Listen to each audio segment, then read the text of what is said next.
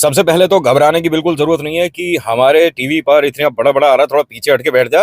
है तो मैं पास से ही सुनाऊंगा ये वाली कहानी, क्योंकि दिल की कहानी है, दिल तक आनी चाहिए। तो दिल तो पास से ही मिलेगा ना, थोड़ा दूर हो जाऊंगा तो फिर समझ कहाँ आएगी। है ये चेहरे पे जो मुस्कुराहट है बनाए रखा करो। बेकार में इस तरह से टेंशन ले लेते हो, स्ट्रेस की जरूरत नहीं है। अरे मैं हूं ना, मुझसे बात करो। आपकी कहानी मेरे तक आनी चाहिए और फिर मैं सभी के लिए लेकर आऊंगा। और मेरी वजह से स्ट्रेस है, टेंशन है कि अरे हमने तेरे को कहानी भेज दी लेकिन अभी तक अपलोड नहीं हुई, उसी की वजह से हमारी ये आंख बहुत सिकुड़ रही है। तो थोड़ा सा वक्त लगता है, आपकी कहानी जरूर मैं सुनाऊंगा। जो लोग पहली बार आए हैं सोच रहे हैं कि इधर उधर की बातें हो रही हैं, हमने तो कहानी के लिए इस वीडियो के लिंक पर क्लिक किया था, कहानी कहाँ है? अरे वो भी आ जाएगी। वो तो जैसे बाकी सभी लोग सुनाते हैं, बस आए और कहानी सुनानी शुरू कर दी। मेरे से वो हो नहीं पाता, कोशिश बहुत करता हूँ लेकिन जब तक मैं इधर उधर की थोड़ी सी बातें नहीं कर लेता, अपने मन की नहीं बता देता, तब तक मेरे को चैन नहीं मिलता। अब क्या करूं, आप लोगों से प्यार है, आप लोगों ने बिगाड़ दिया मुझे थोड़ा सा, और क्या करें। तो नमस्कार, हर हर महादेव, जय भोलेनाथ। आप सभी का स्वागत है आपके खुद के यूट्यूब चैनल पर जिसका नाम है चाचा के फैक्ट्स। मैं नितिन हूँ, कहानियां सुनाता हूँ। और अगर आपके पास कोई ऐसा अनुभव है जो आप हम तक लाना चाहते हैं, सारे हॉर्न यहीं बजा लो। हाँ, खड़ी गाड़ी पे भी हॉर्न बज रहा है। और अगर आपके पास कोई ऐसा अनुभव है जो आप हम तक लाना चाहते हैं तो प्लीज मुझे मैसेज करिए, Facebook, WhatsApp, Insta, comment section, कहीं भी। थोड़ा वक्त लगता है, कहानी सबकी अपलोड में करने की पूरी कोशिश करता हूँ। आज की जो कहानी है बड़ी कमाल है, लेकिन उससे पहले एक कमाल का इंट्रो भी है। पहले वो आ जाए, क्योंकि आपके अपने चैनल का इंट्रो है, वो बनवा रखा है तो मतलब उसको भी इस्तेमाल कर लेते हैं। हाँ भाई, इंट्रो लगा दो थोड़ा सा। हर हर महादेव लगा दो अब।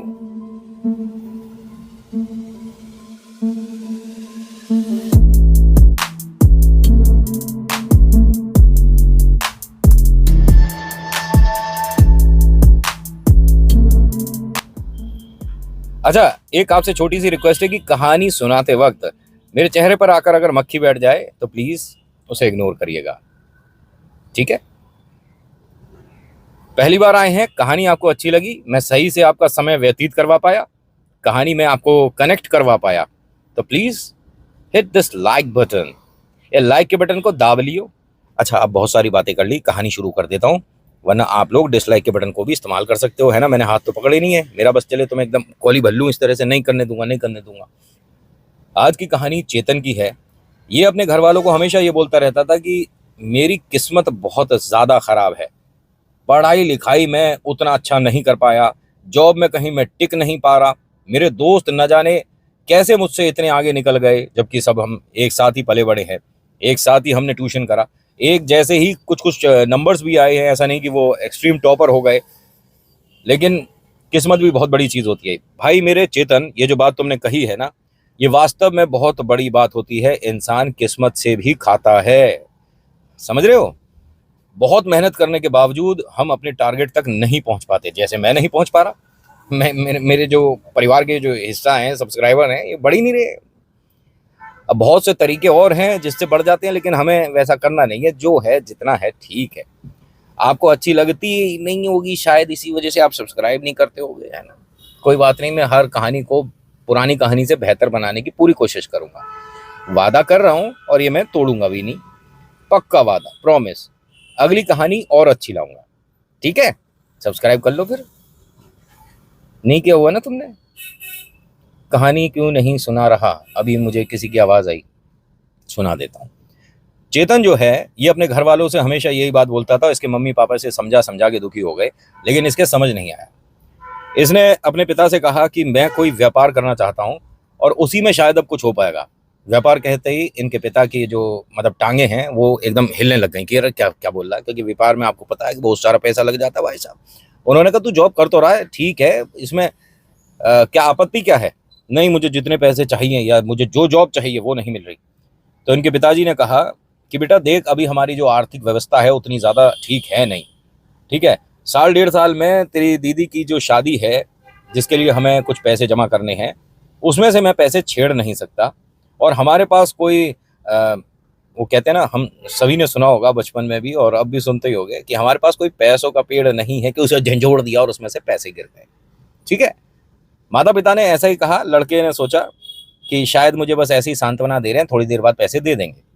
5-10 मिनट 15 मिनट हुए, इस लड़के ने फिर से कहा तो पिताजी कल चलें क्या, बैंक चलें, कुछ पैसों की जो मुझे जरूरत है। उन्होंने कहा तेरे को मना कर दी, सुनाई नहीं दिया? तो क्या आप सच में मना कर रहे हो? उसने कहा हाँ।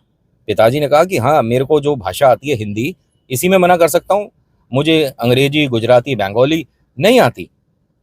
तो उसने कहा आप मजाक उड़ा रहे हो मेरा। नहीं बेटा, मजाक क्यों उड़ाऊंगा, मैं तो सीधे सीधे तेरे को मना कर दिया कि मेरे पे पैसे हैं ही नहीं। बड़ी दीदी के पास गया कि आपके पास कुछ पैसे डिपॉजिट हो तो। उन्होंने कहा देख, बिल्कुल हैं डिपॉजिट, लेकिन वो तुझे मिलेंगे नहीं, वो मैंने अपनी पॉकेट मनी सेव करी है, मैं नहीं दे सकती। भाई बहन का प्यार है, ये है वो है, उसने बहुत कहा लड़के ने, लेकिन दीदी कोई बात नहीं, नहीं मिलेंगे। छोटी बहना के पास गया कि मैं तेरे को रक्षाबंधन पर जो पैसे देता हूँ और क्या तू सेव करती है, उसने कहा नहीं मैं तो खर्च देती हूँ। ये सबसे बढ़िया निकली, मेरे पे तो है ही नहीं। इस लड़के को समझ नहीं आया कि कैसा परिवार है जो बिल्कुल मदद नहीं कर रहा है अपने बेटे के लिए। लोग देखो, मैंने करता, मैंने कहा था, मैं आप देख लो ये मैंने पहले ही माफी मांग ली है। अब आप कहोगे कि खिड़की दरवाजे शीशे बंद क्यों नहीं कर लेता है। अरे पता है, सब कुछ बंद कर लेता हूँ, एसी चला देता हूँ, एकदम घुटन सी होने लग जाती है गाड़ी। पता है, दिल्ली में एक ऐसी जगह से मैंने परसों निकाली, अरे पानी मेरी गाड़ी की छत तक पहुंच रहा था। वो तो अच्छा हो कि मेरे को तैरना आता है, मैं तो तैयार था कि पूरी गाड़ी अगर घुप कर गई ना तो मैं तो तैर के निकल जाऊंगा, बुड़ बुड़ बुड़ बुड़ बुड़। तो गाड़ी में कहीं ना कहीं से पानी आ गया, और जब तक अच्छी सी गर्मी, अच्छी सी धूप नहीं पड़ेगी, वो पानी सूखेगा नहीं और वो स्मेल रहती है। इसीलिए मैं शीशे, खिड़की, दरवाजा बंद करने के बाद आपको कहानी नहीं सुना रहा हूँ, वरना मैं तो ऐसे ही करूँ।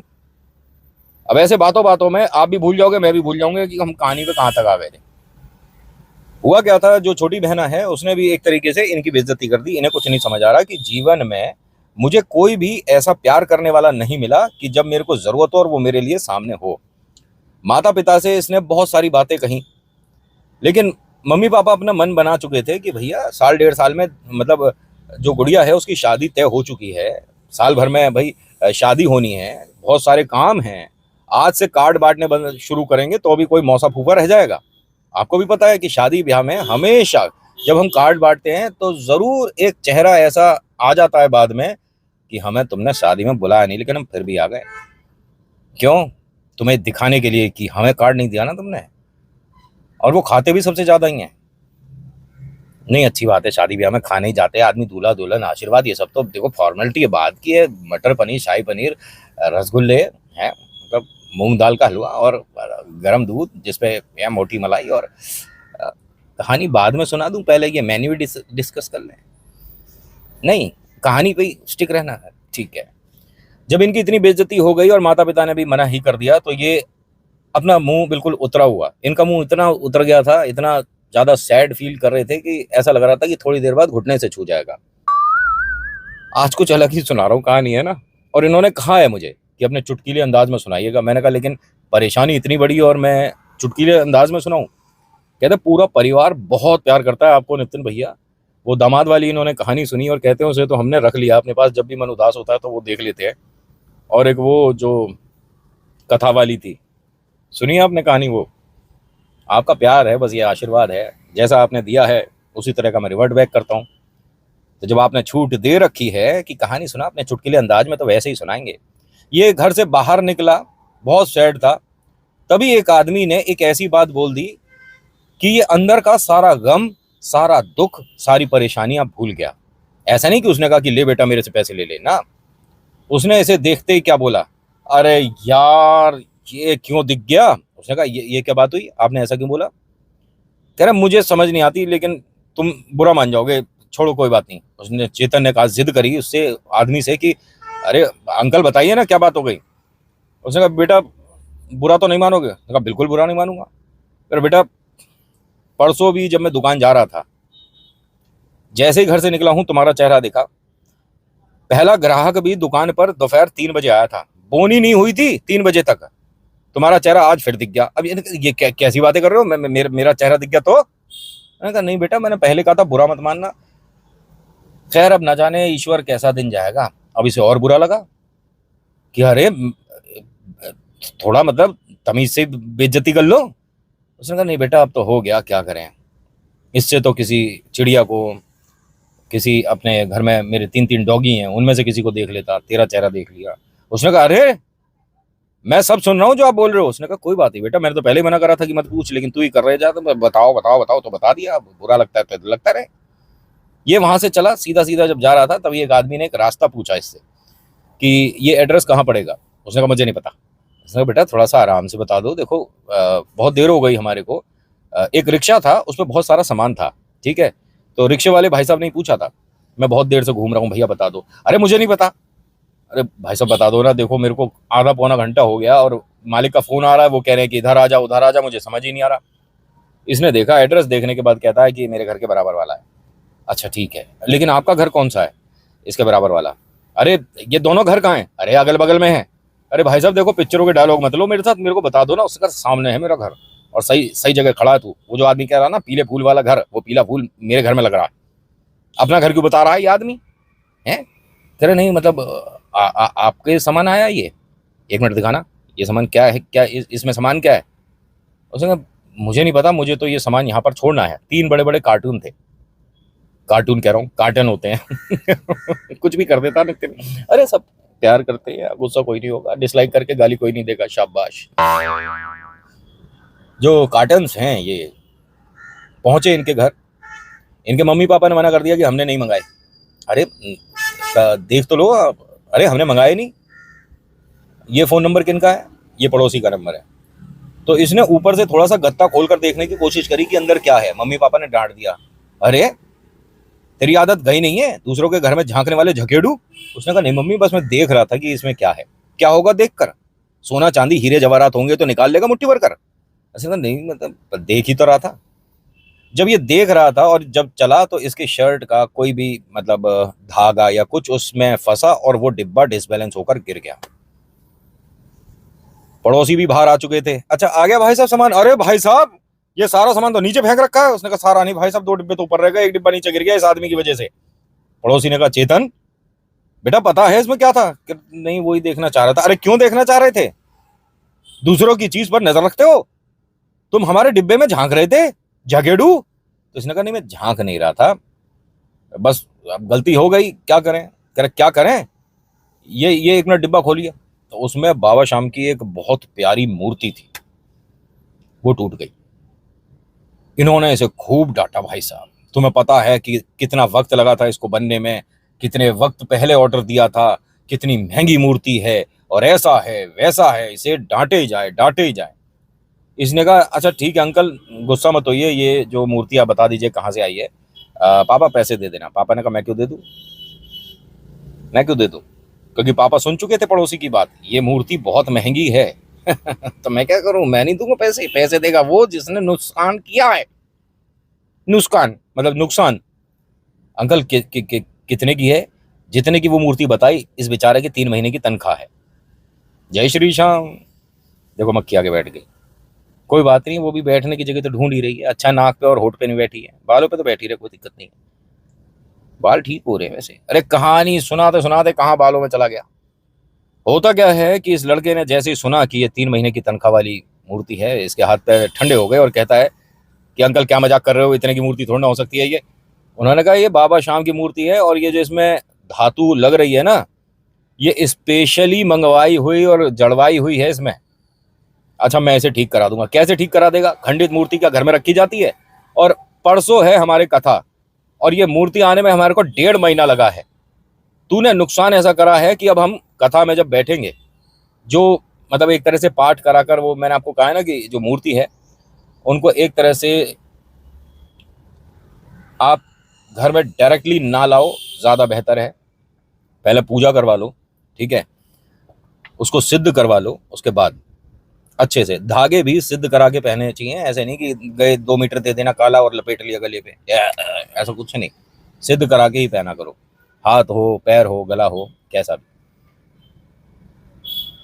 इनके जो पड़ोसी हैं उन्होंने अब माता पिता से थोड़ी ऊंची आवाज़ में जब बात करना शुरू करा तो दोनों बहनें भी बाहर आ गईं और उन्होंने कहा कि अंकल ठीक है नुकसान हुआ है, हम इसकी भरपाई तो देखिए क्या ही कर पाएंगे। पैसों से भरपाई अभी 10 मिनट में हो जाएगी, लेकिन जो नुकसान गलत हुआ कि आपके घर में परसों पूजा है उसकी हमें बड़ी चिंता हो रही है। भैया से बोला कि कहीं से भी ढूंढ कर सेम ऐसी मूर्ति लेकर आनी है। उसने कहा मैं तो दफ्तर जा रहा हूँ। दफ्तर नहीं जाएगा, अब पहले मूर्ति आएगी उसके बाद ही तू जाएगा। अब मैं ये कहाँ से आपने मंगाई है? उस दुकान का नाम पता बताया गया। इसने वो बाबा शाम की जो मूर्ति है दोबारा से उस डिब्बे में करी और रिक्शा में बैठा और चल दिया जी उस दुकान के लिए। वहाँ दुकान पर जाकर बताता है कि ये आपने जो मूर्ति बनाई है ये एक और चाहिए। तो उस दुकानदार ने कहा कि धन्यवाद, आपको हमारी मूर्ति अच्छी लगी, कौन सी है बताइए। कह रहे बाबा शाम की है, वो गलती से टूट गई। कह रहे टूट गई?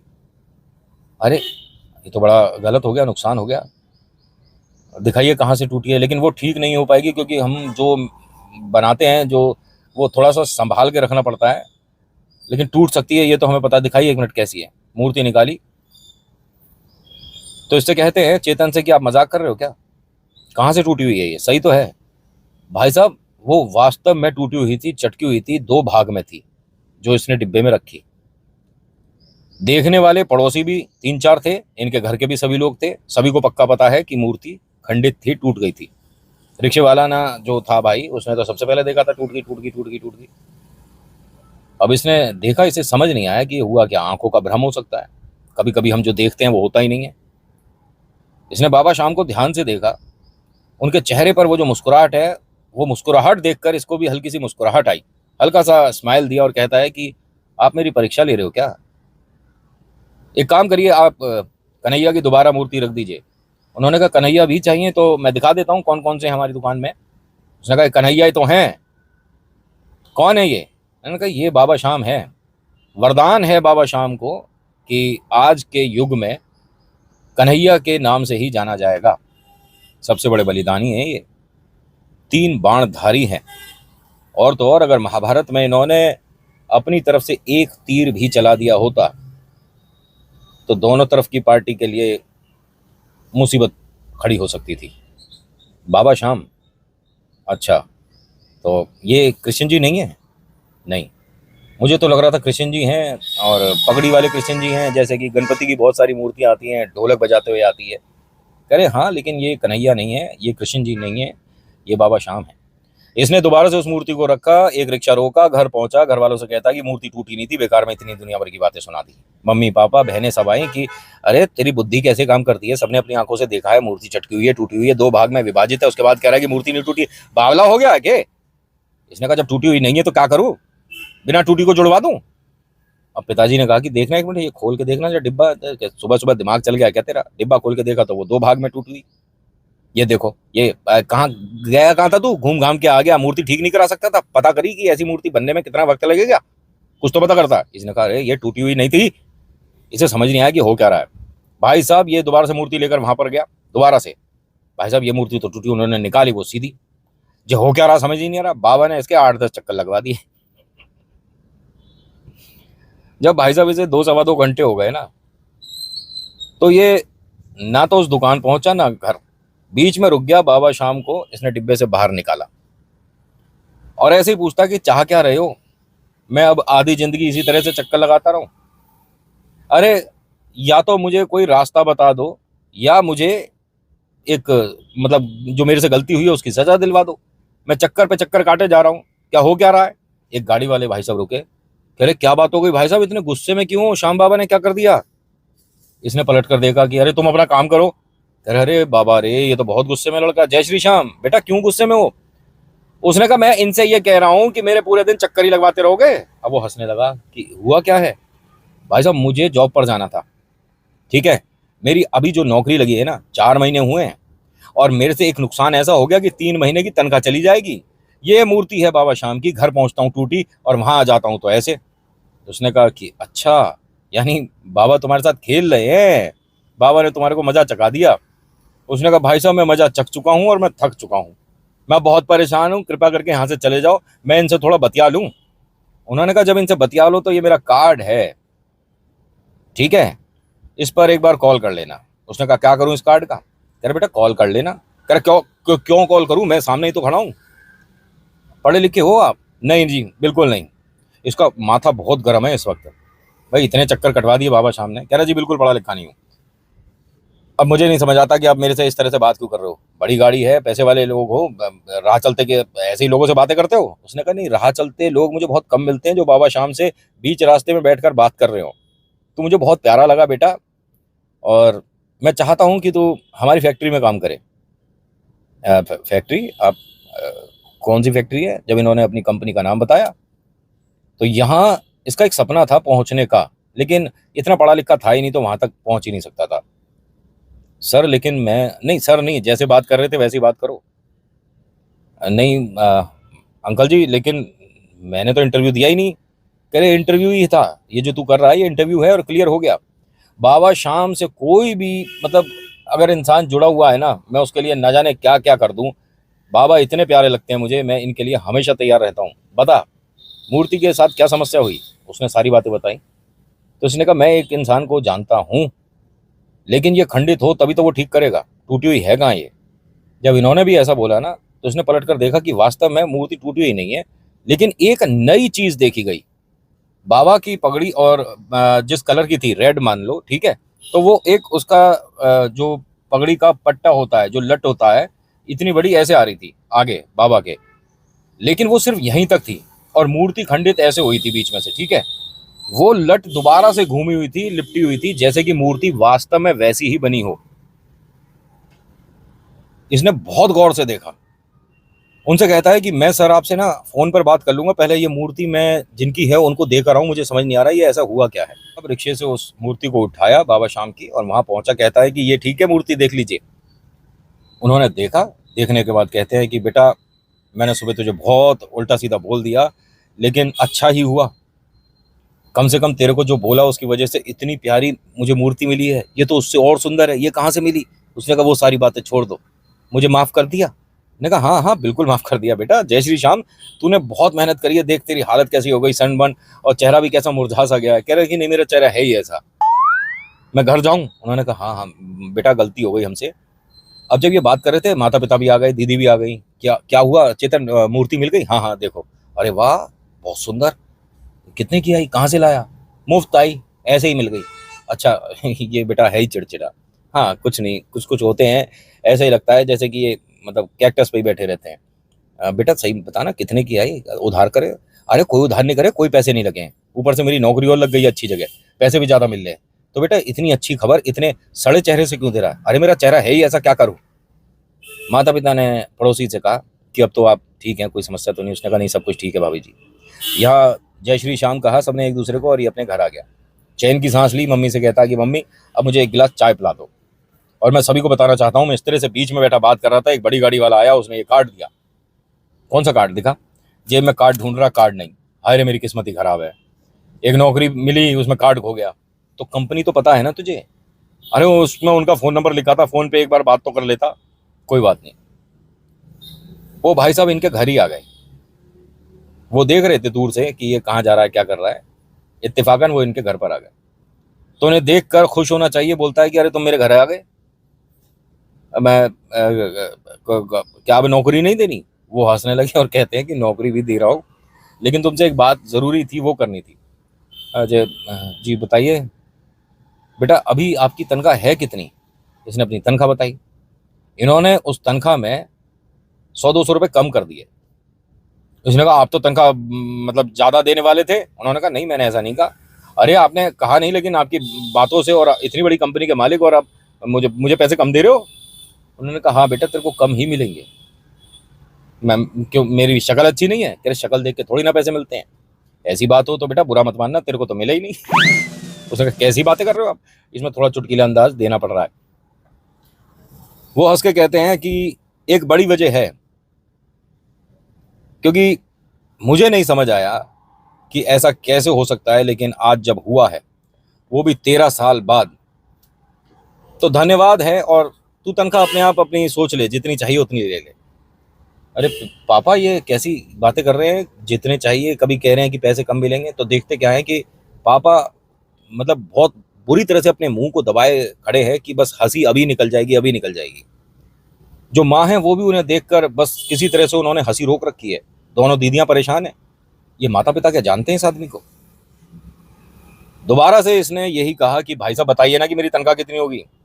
तो पापा ने कहा अरे तुझे ना मिले 1 रुपए भी, ये चाचा है तेरे। और जब इस तरह से बोला गया तो सब खिलखिला के हंसे। ये इनके कॉलेज, स्कूल, बचपन के मित्र, और ये एक ऐसे एक दूसरे से अलग हुए थे कि तेरा शक्ल नहीं देखूंगा। इनके जिंदगी में 3 चमत्कार हुए बाबा शाम के जरिए। पहला चमत्कार नौकरी अच्छी मिली। दूसरा चमत्कार इनके पिता के बहुत सारे दोस्त नहीं थे, सिर्फ एक यही थे जो कि इनसे अलग हो गए थे, रूठ गए थे, वो वापस आए। और तीसरा बड़ा चमत्कार, ये जो यहाँ भव्य जागरण हुआ, इसमें इस मूर्ति को देखकर लोगों ने, 50 लोगों ने, 100 लोगों ने बोलूं, डिमांड कर दी कि हमें ये ही चाहिए। तो ऑर्डर इसे मिला कि जहां से भी आप लाए थे बेटा ला देना। और इसे पता ही नहीं कि मैं लाया कहां से था, लेकिन इसने उस मूर्ति को मतलब कंप्लीट करवाया, दिखवाया किसी को, और वैसी बनवाई, उसी धातु की बनवाई। उसमें थोड़े पैसे भी बन गए। और कहते हैं कि नितिन, आज भी मैं उसी कंपनी में काम कर रहा हूं जिस कंपनी में मेरी नौकरी लगी थी। मैं उन्हें कंपनी में चाचा ही बोलता हूं। और ये मुझे कहानी देने का एक रास्ता चाचा ने ही बताया था। उनके ऑफिस में, उनके टीवी पर तुम्हारी वीडियोस चलती रहती हैं, जो भी तुम अपलोड करते हो, खास तौर से ईश्वर वाली। तो चाचा ने मुझे कहा कि तू चाहता है तो भेज सकता है। जैसा आपने बताया भाई साहब, जैसा आपके माता पिता ने बताया, जैसा दीदी का हुक्म था कि चुटकीला अंदाज होना चाहिए नितिन भैया, तो वो रखा मैंने। बाकी आपके ऊपर डिपेंड करता है कि आपको कहानी आज की कैसी लगी। अच्छी लगी तो प्लीज़ लाइक करिए, शेयर करिए, कमेंट में लिखिएगा जय श्री श्याम, आपका नाम आपकी जगह। मेरी कहानियों को, मेरी बातों को आप कुछ भी मानिए, सच, मनगढ़ंत, मन से बनाई हुई, कुछ भी जो आपका मन करता है बनाइए। एक बात सच है, ईश्वर चमत्कार करते हैं और कोई नहीं। So thank you so much for watching. मेरा नाम नितिन है। मुलाकात करूंगा आपसे एक अगली वीडियो में। हर हर महादेव, जय भोलेनाथ, धन्यवाद।